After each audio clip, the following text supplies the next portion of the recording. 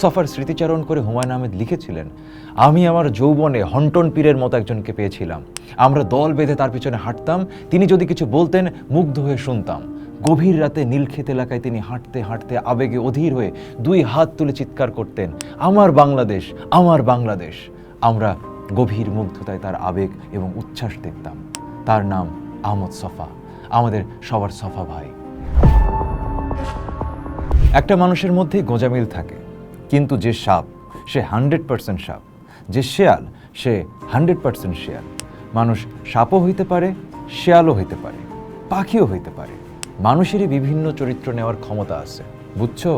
গ্রাম দেশে আগে সাপ আর শেয়াল পাওয়া যেত, এগুলো নাই এখন, কারণ সাপ শেয়াল এরা মানুষ হিসাবে জন্মাইতে আরম্ভ করছে। এক সাক্ষাৎকারে কথাগুলো বলেছিলেন আমাদের সাহিত্যের সবচেয়ে স্পষ্টভাষী ও প্রথাবিরোধী চরিত্র আহমেদ সফা। সমাজের সাপ আর শেয়ালদের মুখোশ আজীবন যিনি নির্দয়ভাবে খুলেছেন।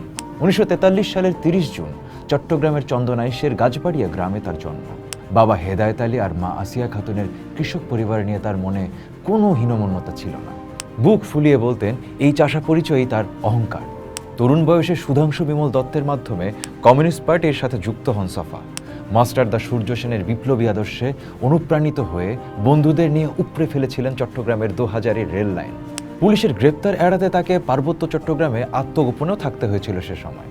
60-এর দশকে সূর্য তুমি সাথী উপন্যাসের মাধ্যমে সাহিত্য জগতে তার আত্মপ্রকাশ ঘটে। 1971 সালের জুলাই মাসে মুক্তিযুদ্ধের ঠিক মাঝখানে প্রকাশিত হয় তার প্রবন্ধ গ্রন্থ জাগ্রত বাংলাদেশ। জার্মান কবি গেটের মহাকাব্য ফাউস্ট বাংলায় অনুবাদ করার জন্য 1986 সালে গেটে ইনস্টিটিউট থেকে জার্মান ভাষার উপর ডিপ্লোমাও করেছিলেন সফা। 1970 সালে স্বাধীন চিন্তা ও প্রগতিশীল লেখকদের সংঘবদ্ধ করতে তিনি বাংলাদেশ লেখক শিবির প্রতিষ্ঠা করেন এবং এর প্রথম সভাপতি হন। আহমেদ সফা ছিলেন স্বাধীন বাংলাদেশের বুদ্ধিজীবী সমাজের সবচেয়ে বড় সমালোচক। 1972 সালে দৈনিক গণকণ্ঠ পত্রিকায় ধারাবাহিকভাবে ছাপা হওয়া তার বুদ্ধিবৃত্তি নতুন বিন্যাস প্রবন্ধটি তৎকালীন লেখক সমাজে রীতিমতো ভূকম্পন তৈরি করেছিল। তিনি মনে করতেন পাকিস্তানি আমলে যারা ক্ষমতার পদলেহন করেছে স্বাধীনতার পরও তাদের স্বভাব বদলায়নি। তার মতে একটি জাতির চিন্তানায়কেরা দলকানা ও মেরুদণ্ডহীন হলে সেই জাতি দিশাহীন হতে বাধ্য। সফার রাষ্ট্রচিন্তা ছিল অত্যন্ত আধুনিক ও মানবিক। তিনি বিশ্বাস করতেন রাজনীতি ও সংস্কৃতি হলো পিঠাপিঠি ভাই বোন।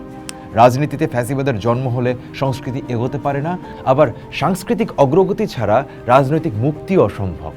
ভাষা ও সমাজ থেকে ঔপনিবেশিক দাসত্বের চিহ্ন মুছে ফেলার পক্ষে ছিলেন তিনি। গারো, হাজং, চাকমা, মারমা কিংবা উর্দুভাষী সবার জন্য সমান মানবিক মর্যাদার দাবি তুলেছিলেন সফা। সমাজে একটি নৈতিক বিপ্লব আনাই ছিল তার আসল লক্ষ্য। ব্যক্তি জীবনে আহমেদ সফা ছিলেন বোহেমিয়ান। সারা জীবন বিয়ে করেননি, একটি মাত্র ছিমছাম ঘরে সাধারণ খাট, টেবিল, চেয়ার আর বইয়ের তাক নিয়েই কাটিয়ে দিয়েছেন। খ্যাতির পেছনে ছোটেননি। অবলীলায় প্রত্যাখ্যান করেছেন লেখক শিবির পুরস্কার বা সাদত আলী আখন্দ পুরস্কার। এক সাক্ষাৎকারে সফা নিজের জীবন সম্পর্কে বলেছেন, আমার জীবন খুব কষ্টের, ভাঙাচোরা জীবন। মাঝে মাঝে আমি অমৃতের সন্ধান পেয়েছি। আমি সমস্ত সম্পর্কের মধ্যে অমৃতের সন্ধান পাই। আমি একটা প্রাকৃতিক সত্তা।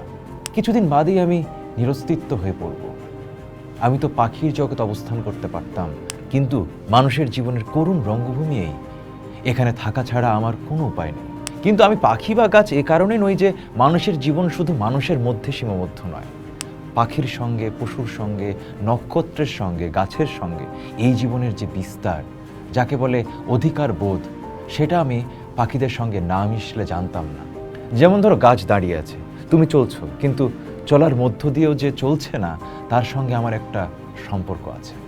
নিজে যেমন বিশাল ছিলেন ঠিক তেমনি অন্যদের বিশালত্ব চিনতেও ভুল করেননি। খ্যাতিহীন চিত্রশিল্পী এস এম সুলতানের বোহেমিয়ান জীবন ও বিশালত্বকে তিনিই প্রথম বাংলার বুদ্ধিভিত্তিক মহলে শক্তভাবে তুলে ধরেন। জাতীয় অধ্যাপক আব্দুর রাজ্জাকের সান্নিধ্যে এসে লিখেছিলেন বিখ্যাত বই যদ্যপি আমার গুরু। নন্দিত কথাসাহিত্যিক হুমায়ুন আহমেদের লেখক হিসেবে প্রতিষ্ঠা পাওয়ার পেছনেও তার বড় অবদান ছিল। সফার স্মৃতিচারণ করে হুমায়ুন আহমেদ লিখেছিলেন, আমি আমার যৌবনে হন্টন পীরের মতো একজনকে পেয়েছিলাম। আমরা দল বেঁধে তার পিছনে হাঁটতাম, তিনি যদি কিছু বলতেন মুগ্ধ হয়ে শুনতাম। গভীর রাতে নীলক্ষেত এলাকায় তিনি হাঁটতে হাঁটতে আবেগে অধীর হয়ে দুই হাত তুলে চিৎকার করতেন, আমার বাংলাদেশ, আমার বাংলাদেশ। আমরা গভীর মুগ্ধতায় তার আবেগ এবং উচ্ছ্বাস দেখতাম।